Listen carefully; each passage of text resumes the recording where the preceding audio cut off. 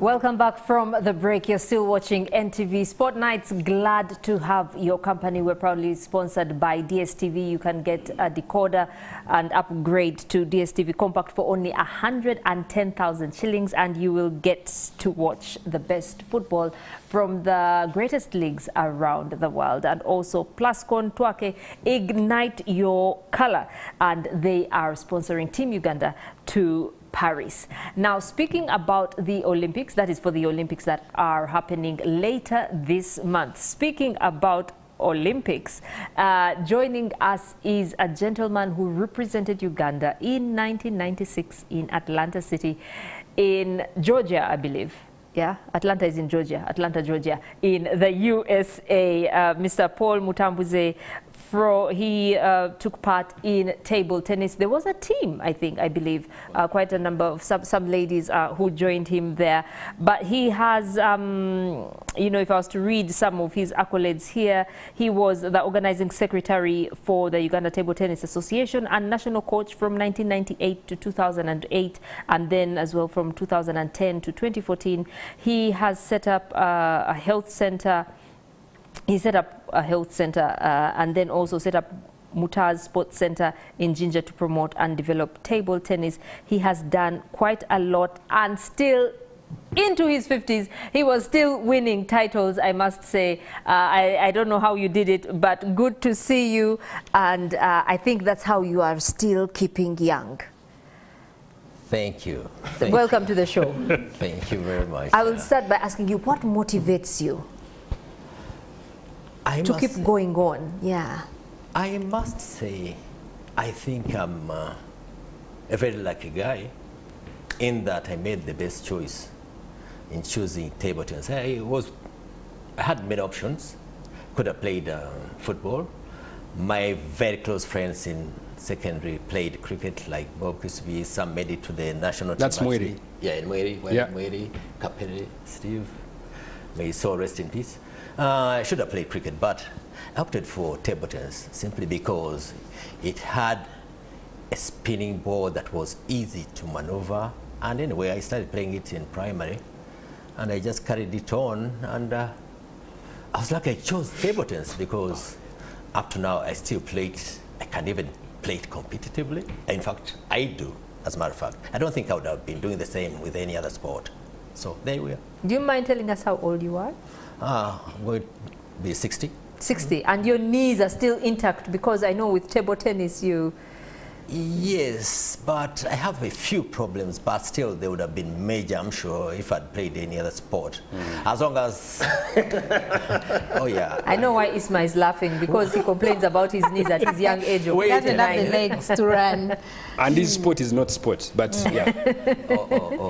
You better turn to table tennis. Is the sport. And if only you get a floor that is lenient to the knees, you play for ages. And by the way, there are many competitions for the elderly, 80s and above. Okay. Ooh. Yeah, international competitions. So I don't. Do you play those? I'm going to participate in one of those, I'm sure, when I get that age, God willing. Oh. Yeah, they're there, by the way. Okay. So, yeah. Wow, fantastic. So I don't know if we can dive straight into talking about, because I'm excited about the Olympics that are happening. I don't know, do we have an Olympic team? Table tennis? Sadly not. At the moment, we don't. Your thoughts on the state of table tennis in Uganda? Incidentally, in May, we were in Rwanda, and I was the head coach for the team that went to Rwanda for the Africa Cup, followed by the Olympic qualifier. The Africa Cup was good, but we had young players with us.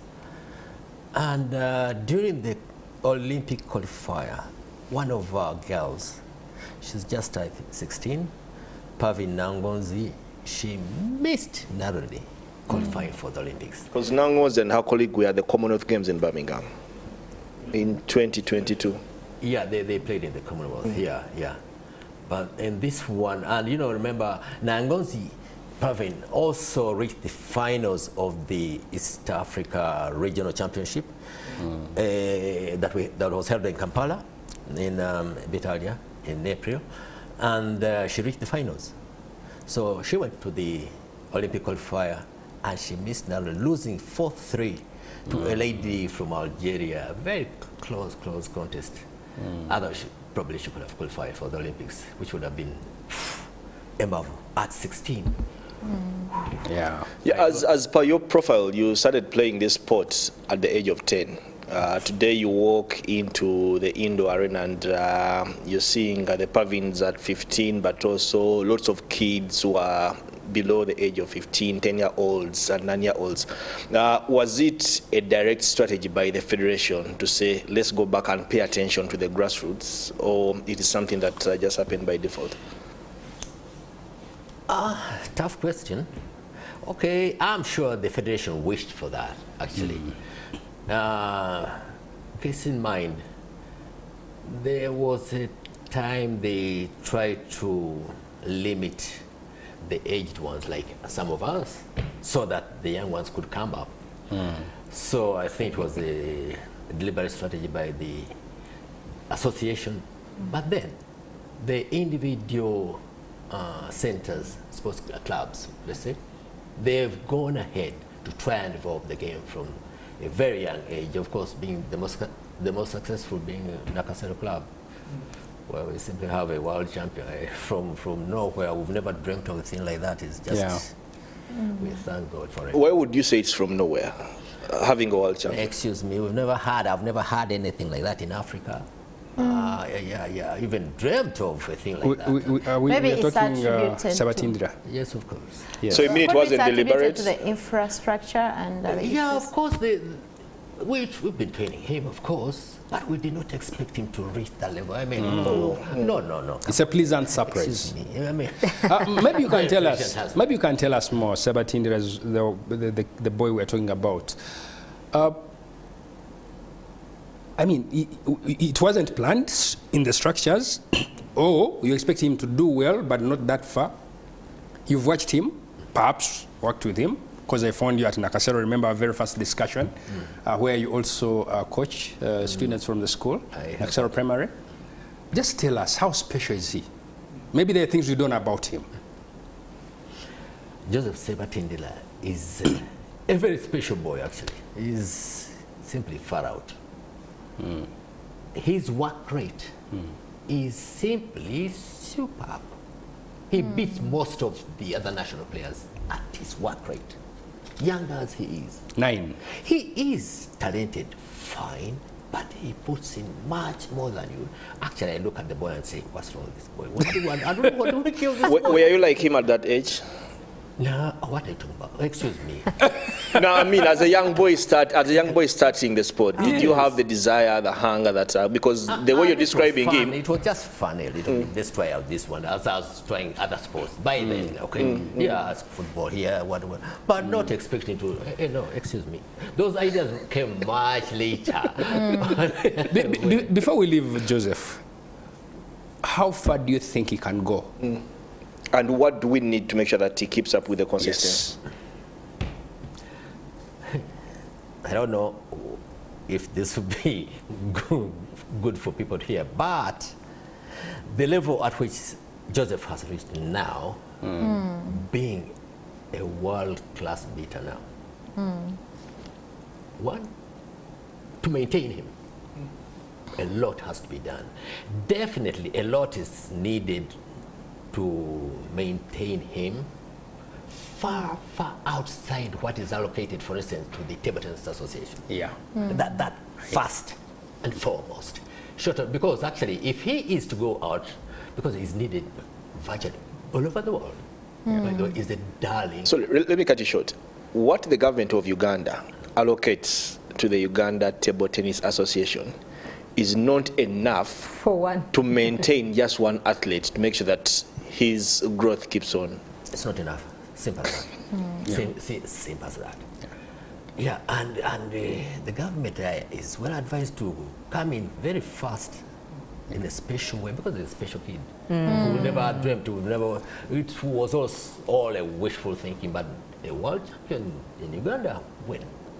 Government is Actually, just not only in trying Uganda. He's to- the first, even on the African continent, to be a world champion at any stage. Africa has never produced. Correction, little correction, probably there was an Egyptian. A world champion? Yes, for under 15s. But maybe at his age. Yeah, and maybe people need to know that he's 9 years old. He's 9 Not years. yet, And speaking of our government here, we all know it's not a secret that it's starting to learn that sports can be a business actually, and someone can thrive on sports. Speaking of Sebatinda and where he has gone and how far he has represented the country, what message would you give a government that's learning to make sports a business, well, from what we would call a physical activity, to help such a boy? That is one. And also, secondly, if, for example, he's not helped, how can you, as Table Tennis Association, promote him? Because I remember there's a discussion on one of the fora we have of table tennis, and it looks like there is not a lot the federation has for him, apart from what he has done so far. I mean, that's where it ends. Looked like that's where it ends. What strategy has Table Tennis Association Uganda, and then of course what advice you give Uganda government to help the boy, because he's a gem? I hope you're not asking me to speak on behalf of the association, because I'm not a member. No, you can share your 2 cents. But definitely the association anyway has limited funds, but what they can try and do, I mean, you have a world champion. That has never existed anywhere in Africa, at least that age. In fact, for the under 11, no, it has never happened. The other one was world champion, I think under 15 or something, but not under 11. It's the first time.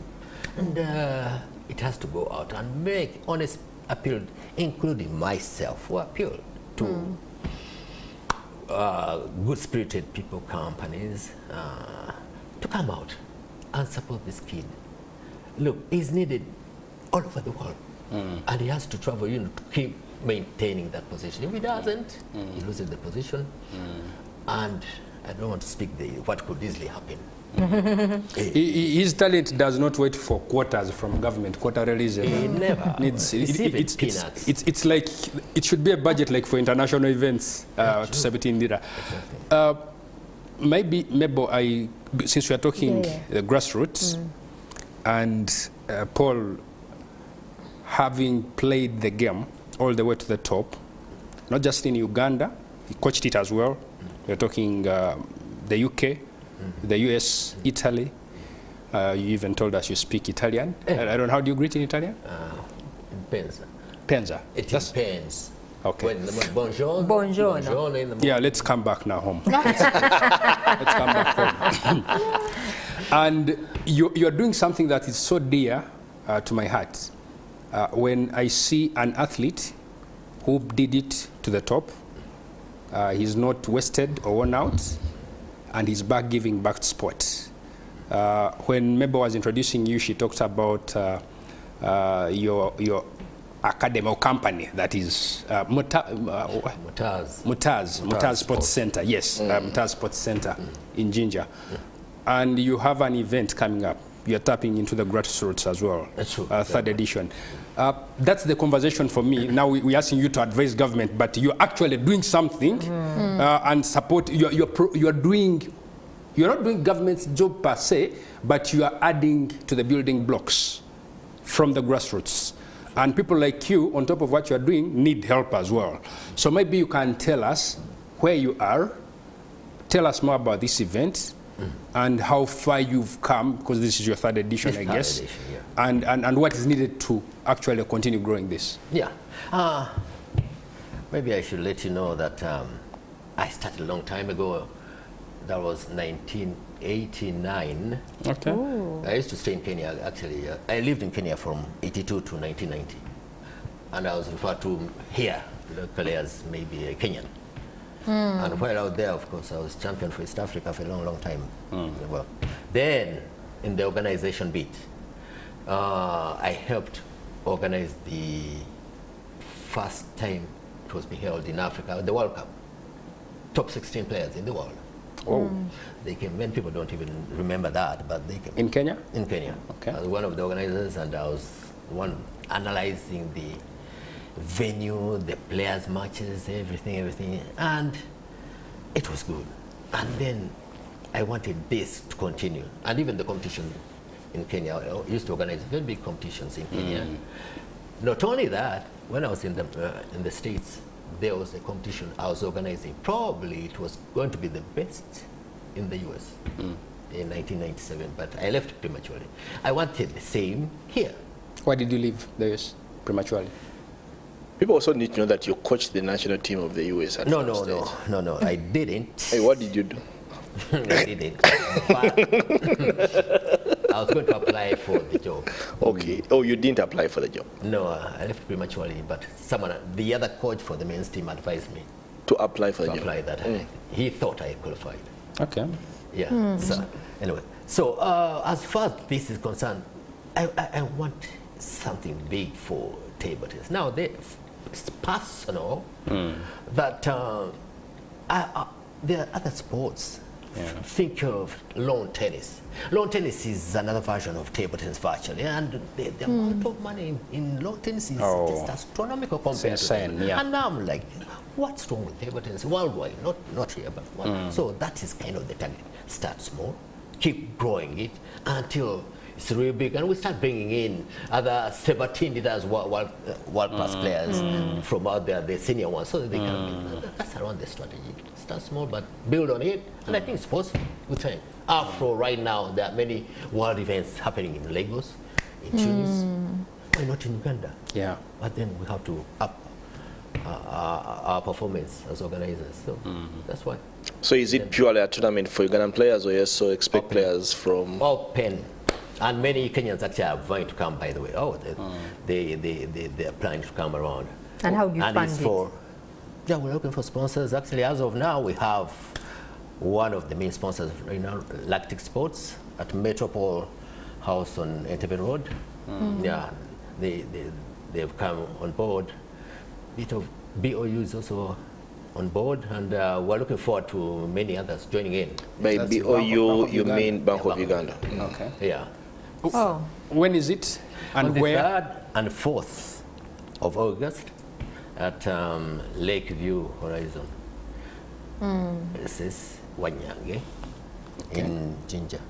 What are some of the success stories from this competition? Sorry? Some of the success stories from the time you've been organizing it. Paul. The one person I can mention, like last year, it was a young man, Joseph Sebatinda. He reached 4 finals. Hey. At your event? Under 13 singles. Nice. Under 19 singles. Men's singles for the first time, by the way. He reached the finals of the men's singles as well. Men's singles and men's team event. The kid reached the finals of the men's finals. And I was like, okay. Okay, it's one of those things that happened. Okay. Yeah, and he lost 2-1-2. So we're looking forward to, last year I wasn't world champion, now we're looking forward to receiving a world champion. For those who participate, what next after the tournament? Yes. Now, it is one competition that has many events, under 13, under 19, then the men's and ladies, the senior event, as well as the veterans, corporates, most welcome. And I expect Clive to lead the team from NTV Sport Night. Oh yes, please. What does the team consist of? 3 players. How many? Minimum 3 players. Okay. Like I'm sure we have representation in Jinja. and you did tell Clive that he does not need to run many kilometers. It is in the same place. Concentration. Just a little cardio here. I might find myself on the same table with Sebatindida. No, I'm not in the corporates for excuse me. Yeah, but something back to Sebatindida. I mean, his rise, how has it positively affected his peers? You know what? There's never been a thing like that. Now, but the problem is he really works for it. He's talented, extremely talented. He works. And then works hard. No wonder. He's where he up is. there. No wonder. And now the rest are seeing this. I'm doing a lot of projects in Jinja, moving around and telling people about it. And they're like, what? 10-year-old or less? World champion, how does it happen? maybe we can also try the same. And it has inspired quite a number. Now many schools are coming on board saying, wait a minute. Maybe once, Andrew, finally, yes. Yes. When I met you at Nakasero Primary, of course, Joseph Sabatini is a student at people at Nakasero Primary. Yeah. Do you coach him as well? Yes, I do. I do. I love to coach him and polish him a bit here and there. Yeah. Not only him, even others. Yeah. I love coaching. Are there plans? Are there plans of him getting out of the country, probably get a scholarship, a table tennis scholarship that can help him continue with education and also improves as an athlete? Where, outside or? Yeah, outside Uganda. Do such programs exist in table tennis? They do, but the problem is, I'm sure, it's because he's a minor. Okay. Being a minor. Maybe how can people participate in the event? Yeah. As you sign us out, your final words. 3rd, 4th August, you said Wanyange. Yeah. Lakeview Horizon. Okay. If one wants to participate in that, how do they? Online, YouTube? Yeah. I mean, sorry, Google. There's a link we give out that you apply. Okay. Yeah, you register. How come it has not moved around? We don't Or have table it. tennis circles. You know, table tennis has a structure where it is a one-man army. So Okay, we have had it here. we expect, if you're telling me there's a link outside there, this one-man army should have distributed the link yet, but he has but not. it's been fun having Because you. even recently, he formulated a media group that talks about, that gives us updates about table tennis, but we are yet to see the link. It wasn't thrown So, on the forum. Okay, finally, what's the link? Do you know where can people, what do they search for on Google? I think he sent me a link as well. Yeah. He sent me the link. We'll read it towards the end of the show. But thank you very much, Mr. Paul Mutambuze, and we hope that many of you will register to take part in this table tennis tournament, 3rd, 4th of August in Jinja. We have to take a short break, but do stay with us.